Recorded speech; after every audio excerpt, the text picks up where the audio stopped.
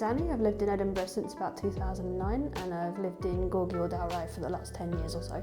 So I walk probably most days. It's very much my preferred form of transport, mostly probably because I'm visually impaired, so I can't drive. So walking combined with buses is my main way of getting about. But I also really like walking because I like being outside, sort of being in the weather, being in the community, seeing what's going on and getting to explore places that I wouldn't otherwise maybe have noticed. Walking also allows me to access most places that I need to get to on day to day. Occasionally I'll need to get a bus or a taxi or something to get to the odd place, but most of the things like shops, doctors, places that I'm going to go socially I can walk to, either because they're very local or just because Edinburgh is quite walkable in general. And because we have quite good buses, I can always jump on a bus on the way back if I want to as well.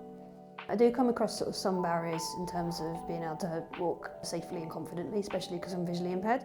The worst one for me is people parked on the pavement, because then I have to walk either sometimes quite far out into the road. If people are parked sort of halfway on, I can have to walk quite far out into the road, sometimes on the wrong side of the road. It just doesn't feel very safe at all.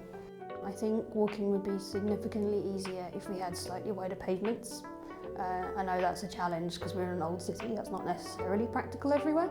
Obviously it's incredibly important to prioritise non-car travel for environmental reasons, and that's also very important because we need to have a future. But alongside that, we shouldn't lose the fact that walking needs to be accessible to everybody, and we shouldn't be making that difficult for pedestrians, particularly elderly and disabled pedestrians.